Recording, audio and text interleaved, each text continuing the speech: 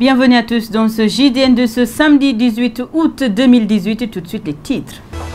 Kofi Annan a attiré sa révérence. L'ancien secrétaire général de l'ONU est mort ce samedi en Suisse suite à une courte maladie. Dans ce journal, nous aurons son portrait. L'autosuffisance alimentaire au Sénégal, un pari qui dépend du niveau de modernisation de l'agriculture. La conviction est de l'imam ratib de Bignona, Fansou Bodian, qui a reçu les autorités parties recueillir des prières pour une saison hivernale pluvieuse. L'actualité internationale et le sport mettront fin à ce journal. C'était le sommaire. Le développement, c'est tout de suite. Bienvenue à tous. Nous ouvrons cette édition par une page nécrologique. L'ancien secrétaire général des Nations Unies, le Ghanéen Kofi Annan, a attiré sa révérence ce samedi des suites d'une courte maladie. Une occasion pour le groupe Média du Sud de jeter un regard sur la vie de cet homme de paix. Kofi Annan, ancien secrétaire général de l'Organisation des Nations Unies, est mort samedi à l'âge de 80 ans. Le diplomate est mort dans un hôpital de Berne en Suisse, des suites d'une courte maladie. Né le 8 avril 1938 à Kumasi, au Ghana, Kofi Annan avait été le 7e secrétaire général de l'ONU entre 1997 et 2006 et le premier occupant de ce poste venu d'Afrique subsaharienne, ayant succédé à Ban Ki-moon, successeur de Boutros Ghali. En 2001, Kofi Annan s'était vu décerner le prix Nobel de la paix, conjointement avec l'ONU pour leur travail pour un monde mieux organisé et plus pacifique. L'ancien secrétaire général Kofi Annan, rappelons-le, était de retour à New York vendredi 13 octobre et était entendu par le Conseil de sécurité en tant que président de la Commission sur les droits des Rohingyas. La France et la Grande-Bretagne organisaient cette réunion à huis clos sur la situation en Birmanie. Kofi Annan a enjoint le Conseil de sécurité à accroître la pression sur les autorités birmanes pour le retour des réfugiés comme pour signifier que le combat pour la paix, le respect des droits humains était inné en cet homme. Kofi Annan, rappelons-le, a occupé la fonction de secrétaire général de l'ONU de 1997 à 2006. Avec sa disparition ce 18 août, c'est le monde entier qui vient de perdre un homme de paix, un intellectuel de renom et qui a eu la chance d'être le premier Africain subsaharien à être au panthéon du maintien de la paix. Pierre Goudiaby Atepa est convaincu qu'une troisième voie politique doit être dessinée pour le Sénégal. Nous ne sommes ni avec le pouvoir ni avec l'opposition, se démarque l'architecte qui se réjouit du fait que des hommes et des femmes se sont engagés avec lui pour un nouveau Sénégal. Sur sa nouvelle orientation politique, Atepa a voulu être un peu plus clair. Nous sommes pour le Sénégal au sein du pouvoir. Ce ne sont pas tous des personnes pourries et au sein de l'opposition aussi, ce ne sont pas tous des gens pourris, a-t-il dit, prenant des distances par rapport à l'établissement. L'ex-ministre conseiller d'Abdoulaye Wade dégage une troisième voie pour un Sénégal REC. Pierre Goudiaby Atepa, que nous écoutons. Je descends dans l'arène parce que je pense que les Sénégalais sont fatigués de voir les gens faire la politique sans que cette politique ne fasse quoi que ce soit pour les rendre heureux.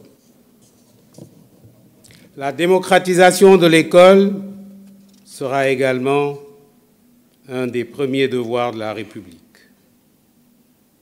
Un citoyen bien formé, avec une tête bien pensante, est une plus-value économique et sociale.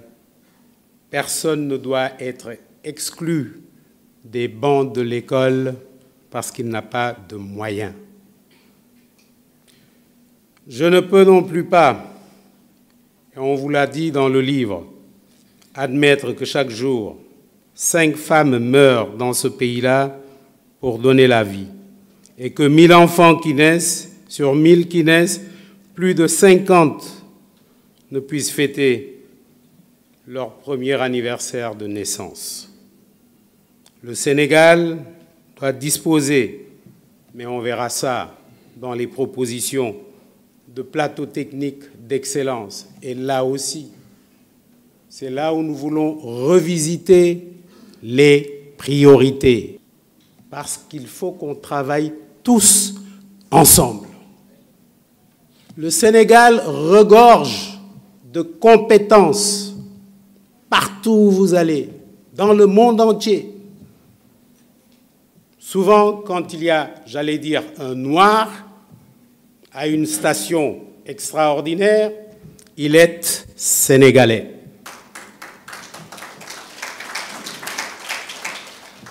Partout, sauf chez nous. Et c'est ça qu'il faut relever. C'est bien, les gens vous disent, mais qu'est-ce que nous allons faire dans cette galère-là? C'est une démission. C'est une démission. Quand il y a des élections et 46% d'électeurs qui ont leur papier, comme dirait l'autre, ne vont pas voter, ils ont démissionné. Et c'est là où j'en appelle à leur patriotisme, qu'ils viennent voter pour nous ensemble. Les choses vont changer, croyez-moi.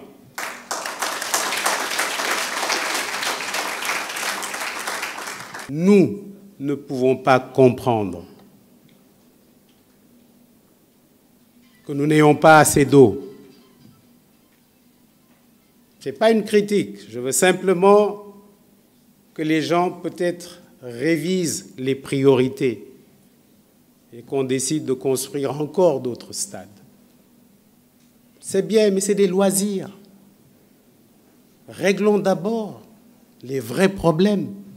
Après, nous parlerons de loisirs. Mais j'ai promis qu'à Sénégal Rec, on ne sera pas là pour critiquer. On sera là pour faire des propositions, pour aller de l'avant. Les chantiers qui nous attendent sont énormes. Je ne veux pas les énumérer ici, ce n'est pas le moment. Vous verrez dans notre programme. Vous verrez des projets concrets, chiffrés, pour lesquels nous vous dirons où nous allons prendre les ressources. Ma modeste personne, ma très modeste personne, a décidé d'être votre candidat à l'élection présidentielle.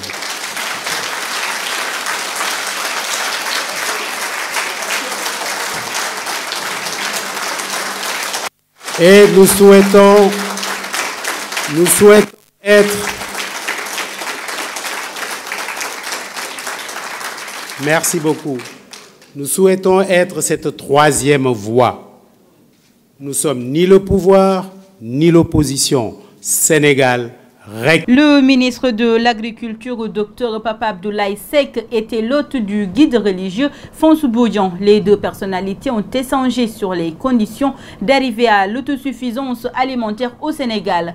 Une ambition bénie par l'imam Ratib de Bignona par des prières, conseils et orientations. Le reportage est signé Chartidiane Sissé. L'hivernage 2018 est loin de tranquilliser l'esprit des autorités vu la disparité notée dans la pluviométrie au Sénégal.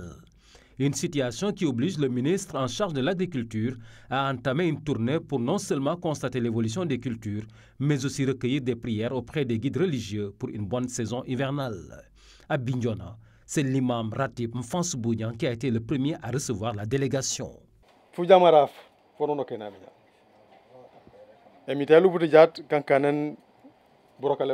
Nous entamons l'hivernage. Si la pluie ne répond pas, il n'y aura pas de travail. Alors que le président de la République a confié à ce ministre la mission d'arriver à une autosuffisance alimentaire au Sénégal, que ce soit du riz, 10 000, de l'arachide.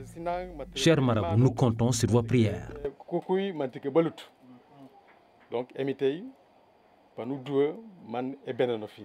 En plus des prières, le guide religieux El Hadj Fonsou Bodian a invité les autorités à moderniser le matériel agricole, non sans lever un coin du voile sur un grand projet qu'il a concocté dans le cadre de l'atteinte de l'objectif de l'autosuffisance alimentaire.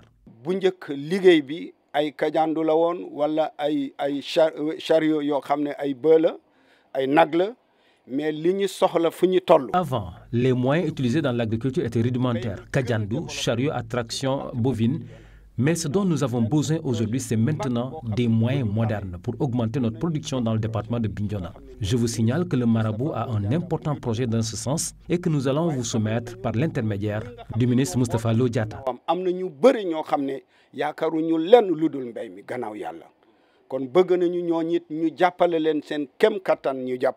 Pour sa part, le ministre Papa Abdoulaye Seck a annoncé la mise à disposition d'un tracteur pour le guide religieux, un don du président de la République. Le président de la République m'a donné le tracteur. Tracteur équipé pour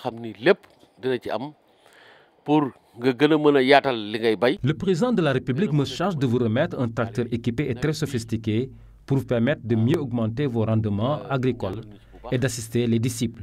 La présente saison connaît des difficultés certes par endroits. C'est dans ce sens que vos prières sont importantes pour nous et nous sommes là pour les recueillir afin que Dieu nous aide à avoir un hivernage prospère marqué par une pluviométrie abondante.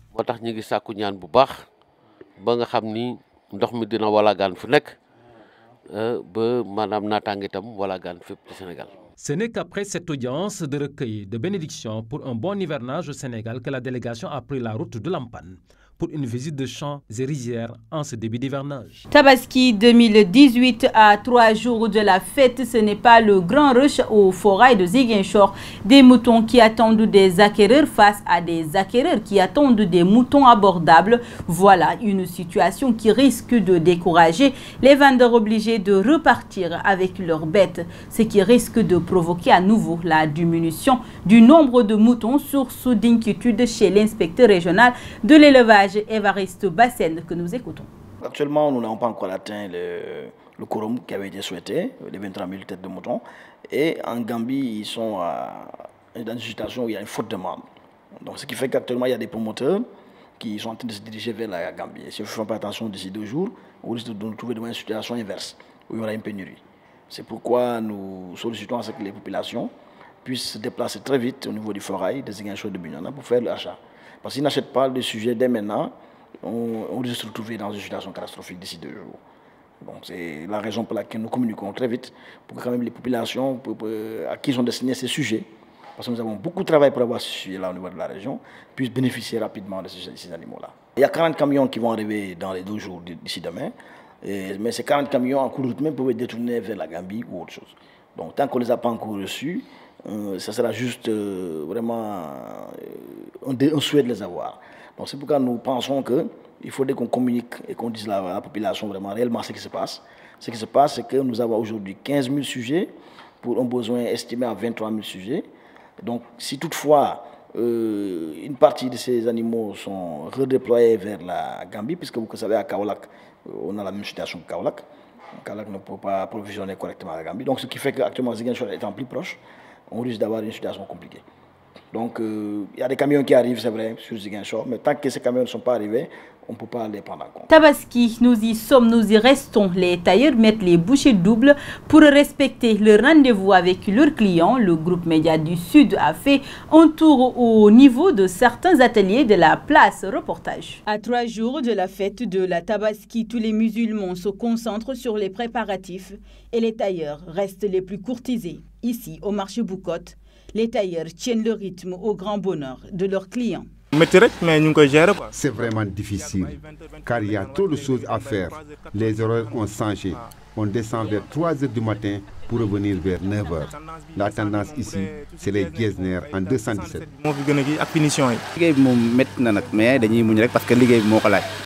Le travail est dur, mais pas le choix. On veut satisfaire tous nos clients, ce qui fait qu'on a dû arrêter les commandes pour pouvoir être dans les temps. Mahamdian, tailleur au marché Grand Dakar, trouve qu'il était débordé en cette même période de l'année dernière, ce qui n'est pas le cas pour 2018.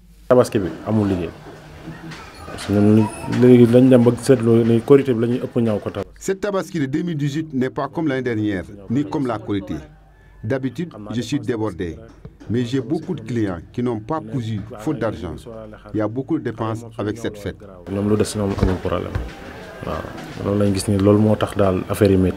Pour cette fête de Tabaski 2018, Les délestages n'ont pas encore pointé le bout de leur nez. Le plus gros handicap dont font face ces tailleurs, c'est le manque de temps.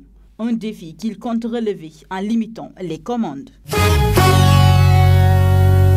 Puis nous passons à l'actualité internationale en bref et en images. Pas de suspense, pas de surprise non plus. Le président malgache va briguer un second mandat. Il a fait l'annonce ce vendredi devant la presse à Antananarivo. Et comme un symbole, c'est dans le même hôtel où il avait lancé sa première campagne à la présidence il y a 5 ans qu'il a fait sa déclaration. Pour justifier sa décision, il évoque la nécessité pour lui de poursuivre ses réalisations et l'œuvre de redressement et de développement de la grande île. Je suis persuadé de pouvoir faire plus que ce que j'ai déjà accompli pour vous, a-t-il notamment expliqué devant ses partisans. Cette déclaration vient mettre un terme aux spéculations autour de sa candidature après qu'il a laissé planer le doute sur ses intentions. La présidentielle malgache est prévue le 7 novembre prochain. En Italie, 4 jours après l'effondrement du pont autoroutier à Genèse, des funérailles d'État doivent se tenir ce samedi 18 août en fin de matinée dans un hall du centre d'exposition de la ville. Une messe sera célébrée par l'archevêque de Milan en présence de toutes les plus hautes autorités de l'État, dont le président Sergio Mattarella. Cette cérémonie officielle s'annonce toutefois compliquée pour les institutions italiennes. Selon un comptage non à l'appui du journal La Stampa, les familles d'au moins 17 des 38 personnes ayant péri dans la catastrophe survenue mardi préfèrent boycotter. Le bilan officiel provisoire du drame est toujours de 38 morts et 15 blessés. 10 blessés se trouvaient vendredi encore à l'hôpital, dont 6 jugés dans un état grave, a fait savoir la préfecture. Les services de la protection civile continuent à rechercher 5 disparus. Certains d'entre eux ont pu être localisés, mais c'est la féroce controverse entre le gouvernement italien et la société autoroutière gestionnaire du pont Autostrade par l'Italia qui occupe tout le terrain médiatique. Vendredi, le gouvernement a annoncé que la procédure de révocation de la concession du tronçon de Genèse avait été officiellement enclenchée. Les inondations dans l'état du Kerala au sud de l'Inde ont fait 324 morts selon un dernier bilan officiel publié vendredi 17 août par le gouvernement local. Le bilan pourrait encore s'aggraver ces prochains jours car les pluies dans la région sont toujours torrentielles. Le ministre en chef du Kerala a indiqué dans un tweet que son État faisait face aux pires inondations depuis un siècle. Le gouvernement de cet État a présenté la crise comme étant extrêmement grave. Les opérations sont en cours pour secourir les personnes prises au piège par les inondations. Une trentaine d'hélicoptères de l'armée et 320 embarcations sont à l'œuvre à travers tout l'état du Kerala. Plus de 80 000 personnes ont pu être secourues, mais des milliers restent encore prises au piège. L'actualité sportive, c'est avec Mafou Kouyaté. Merci et bienvenue dans cette page sport. Après la zone 2B, c'est au tour de la zone 1B de l'ODCAV de Bignona de jouer sa toute première finale depuis sa création l'année dernière, comptant pour la saison 2017. Les cadets de l'ASC Balanti ont remporté la coupe à l'issue de la série des tirs au but devant l'ASC Inter Tangori. En senior, l'ASC Manko est sacrée championne. Elle a dominé Walidan également à la série des tirs au but. Le président de la zone 1B se félicite et salue la création de nouvelles zones à Bignona. Abdul Aziz Dafé présente la zone 1B que nous écoutons au micro de Lamine Badiane. C'est une nouvelle zone, c'est l'année dernière qu'elle a été créée.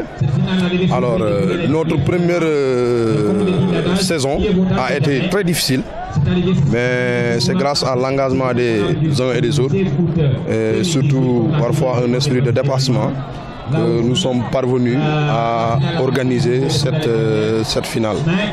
Et pour cela, je vais remercier mes membres de zone Et de par là aussi, les présidents des ASC qui composent la zone. Il y a un côté positif parce qu'il y a beaucoup d'ASC qui étaient là, qui étaient dans les autres zones.